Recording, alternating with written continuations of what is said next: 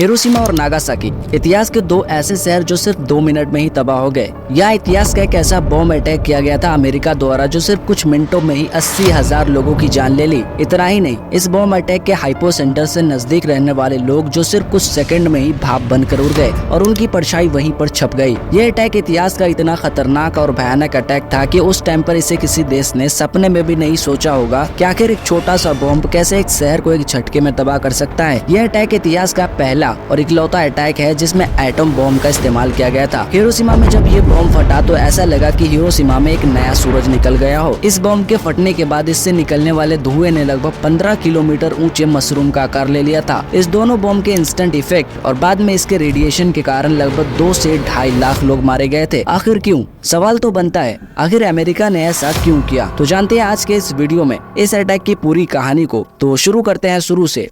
We have spent more than $2 billion on the greatest scientific gamble in history.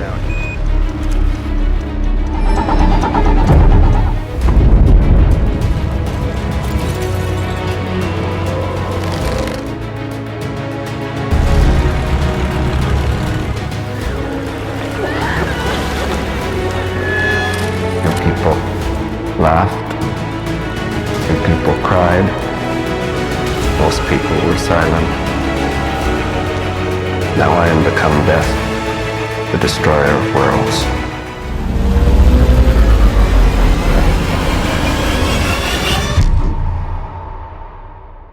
Japan 6 August 1945 Hiroshima में सुबह होता है। धूप चमकने लगता है और हल्का बादल होता है। हवाएं धीरे धीरे चल रही थी और तापमान सामान्य गर्मी जैसा ही था। सब कुछ नॉर्मल चल रहा था, आम दिनों जैसा ही। बच्चे अपने स्कूल जा रहे थे और बड़े अपने काम में व्यस्त हो रहे थे। लेकिन तभी सुबह के 7:09 पर हिरोशिमा में सायरन बजना शुरू हो जाता है क्योंकि जापानी रडार सिस्टम ने एक अमेरिकी विमान B-29 स्ट्रेट फ्लस को हिरोशिमा की ओर बढ़ते हुए डिटेक्ट कर लेता है। हालांकि ये एक सिंगल एयरक्राफ्ट था, इसलिए जापानीज सोल्जर्स को लगा कि शायद ये एक आम विमान है जो मौसम का पता लगाने के लिए आया हो। इसलिए 7:31 पर हिरोशिमा में सायरन बंद कर दिया जाता है क्योंकि उन्हें लगता है कि ये सिर्फ एक ही विमान है जो हमें क्या ही नुकसान पहुंचा सकता है। इसलिए ऑल क्लियर कहकर सायरन बंद कर दिया जाता है। लेकिन उन्हें क्या पता कि स्ट्रेट फ्लस जिस काम के लिए यहाँ आया था वो काम वह कर चुका था। तभी 40 से 45 मिनट बाद फिर से हिरोशिमा के आसमान में कुछ विमान नजर आते हैं। लेकिन इस टाइम पर ना कोई सायरन बजाया जाता है और ना ही कोई एक्शन लिया जाता है क्योंकि उन्हें फिर से लगता है कि ये कोई आम विमान है जो मौसम का ही पता लगाने के लिए आया हो। और वैसे भी ये सिर्फ 3 ही विमान हैं। लेकिन उन्हें क्या पता कि इनमें से सिर्फ एक ही विमान हिरोशिमा की तस्वीर बदलने वाला है। तभी 8:15 पर उनमें से एक विमान B-29 एनोला गे से लगभग 9,470 मीटर की ऊंचाई से एक बॉम्ब गिराया जाता है जिसका नाम था लिटिल बॉय। भले ही इसका नाम लिटिल बॉय था लेकिन इसका काम बहुत ही खतरनाक था जो सीधा अपने लक्ष्य की ओर बढ़ रहा था। लेकिन तेज हवा ने इसे अपने लक्ष्य से 240 मीटर दूर कर दिया। ये बॉम्ब प्लेन से गिरने के बाद लगभग 45 सेकंड बाद यानी जमीन से लगभग 580 मीटर की ऊंचाई पर सीमा सर्जिकल हॉस्पिटल के ऊपर ब्लास्ट कर जाता है। ब्लास्ट करते ही ऐसा लगता है कि हिरोशिमा में एक दूसरा सूरज निकल गया हो। इसके फटते ही इतनी तेज और भयानक आग फैलती है कि इसके हाइपो सेंटर से नजदीक रहने वाले लोगों को मरते वक्त दर्द तक महसूस नहीं होता है और उस एरिया का तापमान सीधा 4000 डिग्री सेल्सियस पहुँच जाता है। सोचो, जहाँ हमें 45 डिग्री सेल्सियस की गर्मी लगती है तो हमें लगता है कि हमारा शरीर जल रहा है, लेकिन वहाँ तो 4000 डिग्री सेल्सियस हो गया था। तो सोचो कितना भयानक मंजर रहा होगा वहाँ का। इतना ही नहीं, इसके फटते ही 80,000 लोग इंस्टेंट मारे गए। पहले तो आग लगभग 1.5 किलोमीटर की रेडियस में फैल जाता है जिसमें जितनी भी चीजें जलने वाली थी वो सब जलकर राख हो जाती है। उसके बाद एक बहुत तेज गति से शॉकवेव निकलता है जो घरों को तोड़ फोड़ के रख देता है। मतलब ये कि सिर्फ कुछ मिनटों में ही चारों दिशाओं में तबाही मचा देता है। ये एक सैटेलाइट द्वारा लिया गया फोटो है जिसमें एक बॉम्ब गिरने से पहले का फोटो है और दूसरा बॉम्ब गिराने के बाद का फोटो है जिसमें आप क्लियरली देख सकते हो कि इस बॉम्ब ने कितना इफेक्ट किया था हिरोशिमा को। इस पूरे अटैक को और अच्छे से समझने के लिए कि आखिर अमेरिका ने इस बॉम्ब का इस्तेमाल क्यों किया था, उसके लिए हमें इतिहास में पीछे जाना पड़ेगा। वर्ल्ड वॉर 2 के जमाने में जब 1939 में जर्मनी ने पोलैंड पर कब्जा करने के लिए पोलैंड पर आक्रमण कर दिया था, तब से दुनिया में वर्ल्ड वॉर 2 शुरू हो गया था जिसमें कई अलग अलग देश 2 प्रमुख गुटों में बट चुके थे। एक था एक्सिस पावर जिसमें प्रमुख देश इटली, जर्मनी और जापान था और दूसरी तरफ अलाइड पावर था जिसमें प्रमुख देश Britain, Soviet union union, France, China और यूएसए जैसे देश थे। लेकिन ध्यान देने वाली बात यह है कि यूएसए शुरू में वर्ल्ड वॉर 2 में ऑफिशियली शामिल नहीं था। ये तभी हो पाया जब जापान ने 7 दिसंबर 1941 को पर्ल हार्बर में अमेरिकी सैनिक के अड्डे पर चुपके से हमला कर दिया, जिसमें लगभग 2400 से ज्यादा अमेरिकी सोल्जर्स मारे गए। जिसके बाद ही अमेरिका जापान के खिलाफ ऑफिशियली वॉर डिक्लेयर कर देता है और वर्ल्ड वॉर 2 का हिस्सा बन जाता है। जापान ने पर्ल हार्बर में कई कारणों से अटैक किया था। जैसे जापान का सपना था ईस्ट एशिया को ग्रेटर एशिया बनाने का, ताकि वह अलग अलग देशों के रिसोर्सों को यूज कर सके और अपने आप को पावरफुल बना सके। जिस वजह से जापान 1931 में चाइना के मंचूरिया क्षेत्र पर कब्जा कर लेता है, जहाँ से वह आगे जाकर मंगोलिया देश और सोवियत यूनियन के कुछ क्षेत्रों पर कब्जा करना चाहता था और उनका साउथ में भी यही प्लान था। जिस वजह से एक बार फिर जापान ने 1937 में सेकेंड साइनो जापानीज वॉर में चाइना के कुछ मेजर पार्ट्स पर कब्जा कर लेता है। फिर धीरे धीरे जापान 1940 से 41 तक फ्रेंच इंडो चाइना पर भी कब्जा कर लेता है, जिसे आज वियतनाम, लाओस और कंबोडिया के नाम से जाना जाता है। दरअसल ये देश उस टाइम पर फ्रेंच यानी फ्रांस के कंट्रोल में थे, जो कि एक यूरोपियन कंट्री था और एलाइड पावर का हिस्सा था। उसी तरह चाइना भी एक एलाइड पावर का हिस्सा था। तो अमेरिका ने देखा कि एक तरफ जर्मनी है जो यूरोप में एक के बाद एक देश पर कब्जा किया जा रहा है, और वहीं दूसरी तरफ जापान है जो एशिया में एक के बाद एक देश पर कब्जा किया जा रहा है। तो इसलिए अमेरिका बिना वर्ल्ड वॉर 2 का हिस्सा बने और बिना मिलिट्री पावर का यूज करके जापान के इस एक्सपेंशन को रोकना चाहता था। इसलिए अमेरिका 1941 में ऑयल और रॉ मटेरियल्स जैसे कॉपर, आयरन और स्टील को जापान में एक्सपोर्ट करने पर प्रतिबंध लगा देता है, क्योंकि उस टाइम पर 80% ऑयल जापान में अमेरिका से एक्सपोर्ट होता था और वॉर के टाइम में ये मटेरियल्स और ज्यादा आवश्यक हो जाते हैं। इन सब पे प्रतिबंध लगाने के पीछे अमेरिका का सिर्फ एक ही मकसद था, जापान को इकोनॉमिकली और एसेंशियल रिसोर्सों के मामले में डिस्टर्ब करना, ताकि जापान अपने एक्सपेंशन को रोक दे और आगे ना बढ़े। अमेरिका इस मामले में जापान को एक ऑप्शन भी देता है कि अगर तुम्हें ऑयल और रॉ मटेरियल्स चाहिए तो तुमने जो चाइना के कुछ क्षेत्रों पर कब्जा किया है उसे चाइना को वापस करना पड़ेगा। अब इस स्थिति में जापान के पास दो रास्ते थे। एक तो वो जो अमेरिका ने ऑप्शन दिया था उसकी बातों पर एग्री कर जाए, लेकिन ऐसे में जापान का जो सपना था ग्रेटर एशिया बनाने का वो चकनाचूर हो जाता। ये तो वही बात हो जाती जापान के लिए कि अपनी मेहनतों पर पानी फेरना। इसलिए जापान एक दूसरा रास्ता चूज करता है और साउथ एशिया में अपने एक्सपेंशन को जारी रखता है, क्योंकि साउथ एशिया के इन देशों में ऑयल और रॉ मटेरियल्स अच्छे खासे मात्रा में पाए जाते थे। इसीलिए जापान सोचता है कि अमेरिका तुम बाहर में जाओ, हमारे पास एक दूसरा रास्ता है जहाँ से हम खुद से ऑयल और रॉ मटेरियल्स निकाल सकते हैं। लेकिन जापान के सामने एक दिक्कत थी, क्योंकि उस समय में इंडोनेशिया डच ईस्ट इंडीज था, यानी नीदरलैंड के कंट्रोल में था, और मलेशिया उस समय में ब्रिटिश के कंट्रोल में था, जो कि ब्रिटिश और डच एलाइड पावर के हिस्से थे। तो इस प्रकार ये दोनों देश अमेरिका के दोस्त हुए। इसलिए जापान को लगा कि अगर इन दोनों देशों पर हमला किया तो अमेरिका हम पर जरूर हमला कर देगा। अच्छा चलो मान लो कि नहीं भी किया, लेकिन अगर हम फिलीपीन पर हमला करने जाएंगे तो अमेरिका हम पर जरूर हमला कर देगा, क्योंकि उस समय में फिलीपीन यूएसए के कंट्रोल में था और फिलीपीन के बगैर जापान का जो सपना था ग्रेटर एशिया बनाने का वो पूरा नहीं हो सकता था। इसलिए जापान सोचता है कि क्यों ना हम ही उन पर पहले हमला कर देते हैं, क्योंकि जापान को पता था कि यूएसए हमसे ज्यादा पावरफुल है और एक लंबी लड़ाई में वो हमें जरूर हरा देगा, जिससे जापान पहले हमला करने का एडवांटेज लेना चाहता था। जैसे कि हम उनके मिलिट्री बेसिस पर सीक्रेटली हमला करेंगे तो उनके कई सारे सोल्जर्स को मार देंगे और उनके कई सारे फाइटर जेट और जहाज को भी नष्ट कर देंगे, जिससे वो हम पर हमला नहीं कर पाएगा। और इसी सोच के साथ जापान 7 दिसंबर 1941 को पर्ल हार्बर में सीक्रेटली हमला कर देता है, जहाँ पर अमेरिका का मिलिट्री बेस था। इस हमले में अमेरिका को काफी ज्यादा नुकसान होता है। लगभग 2400 से ज्यादा अमेरिकी सोल्जर्स मारे गए और कई सारे फाइटर जेट और शिप नष्ट हो गए थे। इस हमले के बाद जापान को कुछ एडवांटेज भी मिले थे, जिस वजह से जापान फिलीपीन और पैसिफिक रीजन के कई सारे हिस्सों पर कब्जा भी कर लेता है। 1931 से लेकर 1945 तक जापान इतने सारे जगहों पर कब्जा कर चुका था। लेकिन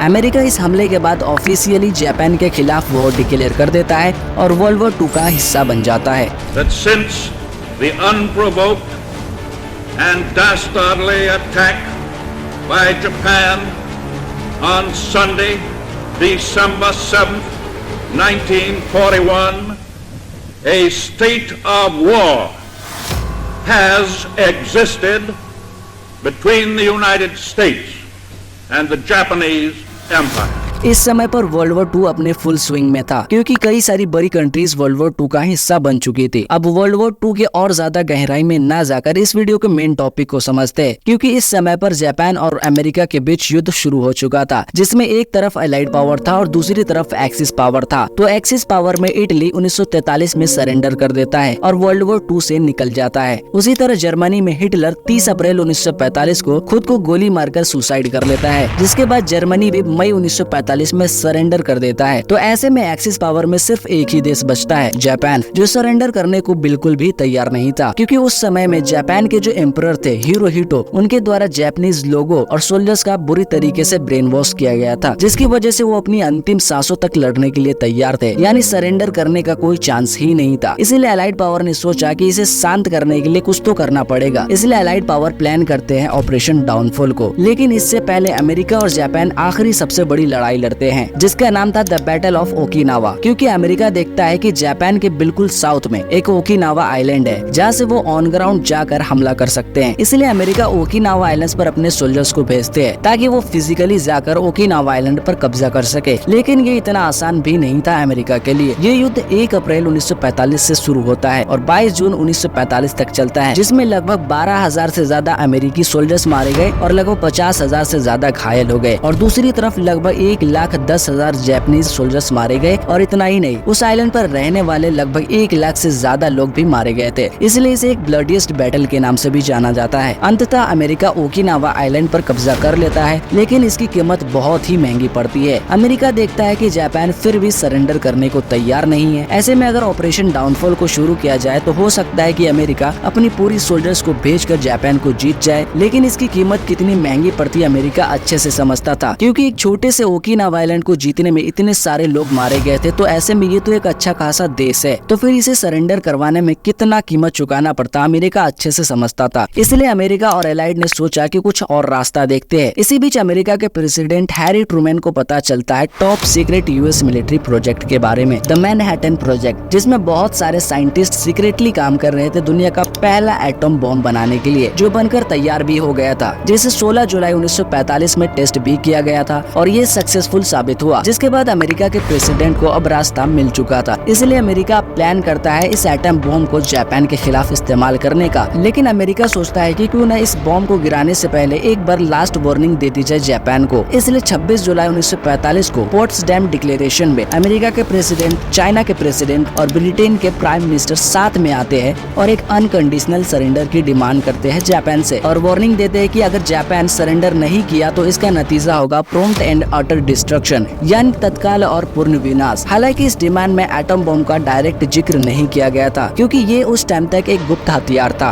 और इसके इफेक्ट का अंदाजा किसी को नहीं था। लेकिन इस डिमांड पर बिना कंडीशन के जापान सरेंडर करने को तैयार नहीं हुआ और इस डिमांड को रिजेक्ट कर दिया, जिसके बाद इस बॉम्ब को गिराने के लिए फुल प्लानिंग की जाती है, जिसमें सबसे पहले 3 लक्ष्य को चुना जाता है, हिरोशिमा, कोकुरा और नागासाकी को। इस पूरे अटैक मिशन को पूरा करने के लिए 6 प्लेन को चूज किया जाता है, जिसमें से 3 प्लेन स्टेट फ्लस को हिरोशिमा की वेदर रिपोर्ट चेक करने के लिए, जेबिट 3rd को कोकुरा की और फुल हाउस को नागासाकी की वेदर रिपोर्ट को चेक करने के लिए चूज किया जाता है। और बाकी के 3 प्लेन को मिशन को अंजाम देने के लिए चुना जाता है, जिसमें से एनोला गे में बॉम्ब को रखा जाता है और द ग्रेट आर्टिस्ट में इस बॉम्ब के इफेक्ट को मेजर करने के लिए साइंटिस्ट और साइंटिफिक इंस्ट्रूमेंट्स रखे गए थे। और नेसेसरी एविल एक फोटोग्राफी प्लेन था जो एटम बॉम्ब के इफेक्ट का फोटो और वीडियो बनाने के लिए था। ये तीनों एयरक्राफ्ट 6 अगस्त 1945 की रात में लगभग 2:45 पर पैसिफिक रीजन के टिनियन आइलैंड से उड़ान भरते हैं अपने पहले मिशन को अंजाम देने के लिए। लेकिन ध्यान रहे, अभी तक प्राइमरी लोकेशन को फिक्स नहीं किया गया था बॉम्ब गिराने के लिए, क्योंकि अभी तक वेदर रिपोर्ट कंफर्म नहीं हुआ था। तभी सुबह के लगभग 7 बजे के करीब तीनों वेदर एयरक्राफ्ट अपने लक्ष्य पर पहुंच चुके थे। अब बस उन्हें वेदर रिपोर्ट को अपने मिशन एयरक्राफ्ट एनोला गे को भेजना था। तभी लगभग 7:24 के आसपास स्टेट फ्लस ने हिरोशिमा की वेदर रिपोर्ट को भेजी, जिसमें एक कोडेड मैसेज था, cloud cover less than 3/10 at all altitudes. लेकिन इसी बीच 7:09 पर हिरोशिमा में सायरन बजना भी शुरू हो जाता है, क्योंकि जापानी रडार सिस्टम ने स्टेट फ्लस को डिटेक्ट कर लिया था। स्टेट फ्लस ने जब ये मैसेज भेजा था तब उस वक्त ये तीनों मिशन एयरक्राफ्ट इवोजिमा रॉन्डेवू पॉइंट के आसपास थे। अब मिशन एयरक्राफ्ट एनोला गे के कोलोनल पॉल टिबेट्स को वेदर रिपोर्ट मिल चुका था, जिसके आधार पर हिरोशिमा में आईओई ब्रिज को प्राइमरी टारगेट के रूप में सिलेक्ट कर लिया जाता है। जिसके बाद ये तीनों एयरक्राफ्ट इवोजिमा से हिरोशिमा की तरफ बढ़ना शुरू कर देते हैं और लगभग 8 बजे के करीब हिरोशिमा में पहुंच जाते हैं। इन एयरक्राफ्ट को वहाँ के लोग अपनी आंखों से भी देख पा रहे थे और जापानी रडार सिस्टम ने इसे डिटेक्ट भी किया था, लेकिन इसे आम विमान समझकर इसे इग्नोर कर दिया जाता है, क्योंकि उन्हें लगता है कि शायद ये भी मौसम का ही पता लगाने के लिए आए हो, क्योंकि इससे पहले एक और विमान स्टेट फ्लस यहाँ से जा चुका था और वैसे भी ये सिर्फ 3 ही विमान है, जिससे हमें क्या ही नुकसान हो सकता है, इसलिए इस पर ज्यादा ध्यान नहीं दिया जाता है और ना ही सायरन बजाया जाता है। लेकिन तभी 8:15 पर जब एनोला गे अपने टारगेट आईओई ब्रिज के पास पहुंचता है तो लगभग 9,470 मीटर की ऊंचाई से अपने पेट से 10 फीट लंबा और 28 इंच डायमीटर वाला एक एटॉम बॉम्ब गिराता है, जिसका नाम था लिटिल बॉय, जिसका वजन लगभग 4.4 टन था, जो 15 किलोटन TNT बॉम्ब के बराबर था। इस बॉम्ब को गिराते ही एनोला गे को 155 डिग्री एंगल के साथ घुमा लिया जाता है ताकि वो धमाके वाले एरिया से कम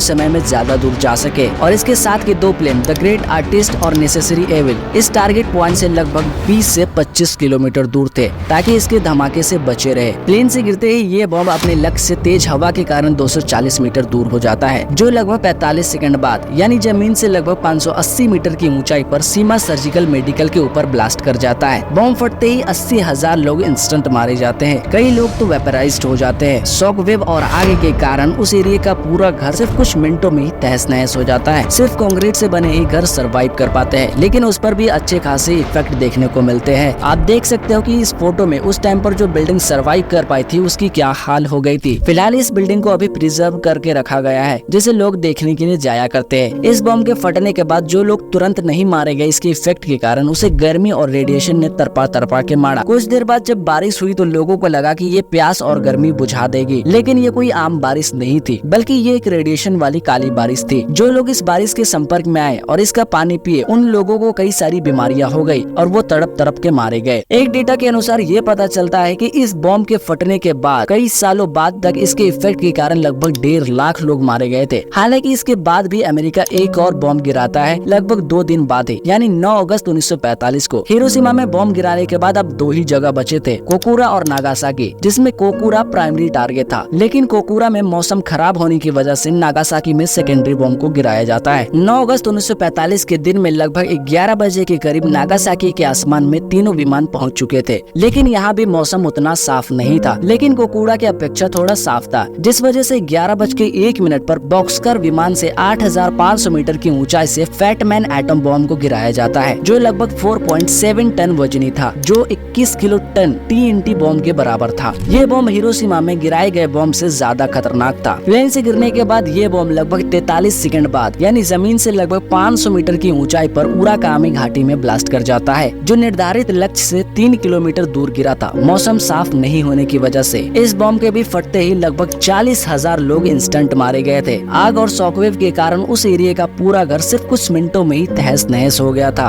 और बाद में भी इस बॉम्ब के रेडिएशन के कारण लगभग हजारों लोग मारे जाते हैं। इस बॉम्ब के फटने के बाद इससे निकलने वाले धुएं ने 18 किलोमीटर ऊंचे मशरूम का आकार ले लिया था, जो हिरोशिमा में गिराए गए बॉम्ब से 3 किलोमीटर ज्यादा ऊंचा था। हालांकि इस बॉम्ब का इफेक्ट हिरोशिमा में गिराए गए बॉम्ब से कम दिखता है, क्योंकि ये एक ऐसी जगह ब्लास्ट किया जो एक पहाड़ी क्षेत्र था, जिसके कारण आग और शॉकवेव ज्यादा फैल नहीं पाया था, जिसके कारण इसका प्रभाव हिरोशिमा की अपेक्षा थोड़ा कम दिखता है। कुल मिलाकर इस दोनों बॉम्बिंग अटैक के कारण लगभग 2.5 लाख लोग मारे गए। हिरोशिमा और नागासाकी अटैक के बाद जापान को बहुत ज्यादा नुकसान हुआ, और प्लस में सोवियत यूनियन ने भी 8 अगस्त 1945 को ही मंचूरिया क्षेत्र पर युद्ध शुरू कर दिया था। ये वही क्षेत्र था जिसे जापान ने चाइना से कब्जा किया था। अब इस प्रकार जापान बहुत कमजोर हो चुका था, जिसके कारण जापान सरेंडर करने के लिए मजबूर हो गया, क्योंकि जापान के पास सरेंडर करने के अलावा कुछ था ही नहीं, क्योंकि जापान कंटिन्यूसली कई सालों से युद्ध लड़ने के कारण वह बहुत कमजोर हो चुका था। इसलिए अंततः 14 अगस्त 1945 को जापान खुद को सरेंडर कर देता है बिना किसी कंडीशन के, और इस प्रकार वर्ल्ड वॉर 2 भी समाप्त हो जाता है। हालांकि इस बॉम्ब के इस्तेमाल पर कई सारी कंट्रोवर्सीज भी हुई थी, जैसे कि जापान कई सालों से युद्ध लड़ने के कारण वह कमजोर हो ही चुका था, वह कुछ सालों बाद ही खुद से सरेंडर कर देता, उस पर एटम बॉम्ब का इस्तेमाल नहीं करना चाहिए था। अमेरिका इसे खुद को पावरफुल दिखाने के लिए इस्तेमाल करता है। कुछ इस प्रकार की कंट्रोवर्सीज होती है। खैर जो भी हो, इतना तो पता चल गया कि आखिर एटम बॉम्ब कितना खतरनाक है, और हम सब यही चाहेंगे कि कोई भी देश एक दूसरे के खिलाफ युद्ध ना लड़े और ना ही एटम बॉम्ब का इस्तेमाल करे, क्योंकि आज के जो एटम बॉम्ब है